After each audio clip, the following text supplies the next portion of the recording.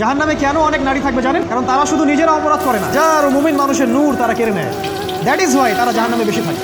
মেয়েদেরকে বলছি স্পেশালি, হয়তো এই কথাগুলো মেয়েদের কাছে যাবে। তাদের এই উদ্ধত মাথাটা আল্লাহর বিধানের সামনে আত্মসমর্পণ করতে চায় না, এই কারণে তারা জাহান্নামে বেশি থাকবে। রাসূল বলেছেন কিয়ামতের আগে মানুষ জেনা করবে, জেনাকে মানুষ জেনা মনে করবে, মনে করবে এটা অ্যাফেয়ার, ছেলে মেয়ের ক্রাশ। এখন নতুন শব্দ আসে কি, ক্রাশ। চোখে চোখে কন্ট্যাক্ট হবে, কো এডুকেশনের মাধ্যমে মোবাইল নাম্বার এক্সচেঞ্জ হবে, রাতের বেলা কথা হবে, ফোন হবে, তারপর চা খাবে, কফি খাবে, ঘুরবে, আস্তে আস্তে বেড়ে যাবে, তারপরে ব্রেকআপ হয়ে যাবে।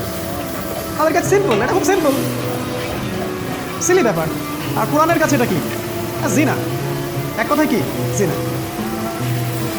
জিনায় লিপ্ত থাকা অবস্থায় দোয়া কবুল হয় না, কিন্তু মানুষ যদি এটা থেকে বের হয়ে তওবা করে আল্লাহর জন্যে, তার দোয়া অনেক বড় মানুষের দোয়ার মতো কবুল হয়। ওই তিন বন্ধুর একটা হাদিস আছে না, গুহার মধ্যে চাচাতো বোনকে একা পেয়েও সে ফিরে আসছিল আল্লাহর ভয়ে, আল্লাহ পাক তাকে গুহা থেকে বাঁচায় দিচ্ছেন না?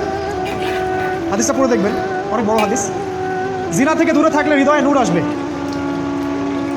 আপনি আমি যদি আমাদের চোখকে এই পর্যায়ে নিয়ে যেতে পারি যে কোনো গায়রে মাহরামের দিকে চোখ পড়লে আমরা নামিয়ে নিচ্ছি, তখন আপনি ফিল করবেন আপনার মনের মধ্যে নূর আসছে। এই যে আমি এখন একটা লেকচার দিচ্ছি, আমার খুব ভালো লাগছে। ঠিক রাস্তায় যেতে যেতে যদি আমি 8-10টা মেয়ের দিকে তাকাই, আমার এই নূরটা উঠে যাবে।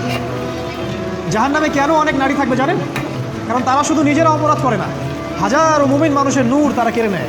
দ্যাট ইজ ওয়াই তারা জাহান্নামে বেশি থাকে। আরেকটা মেজর কারণ হচ্ছে তাদের এই উদ্ধত মাথা। মেয়েদেরকে বলছি স্পেশালি, হয়তো এই কথাগুলো মেয়েদের কাছেও যাবে।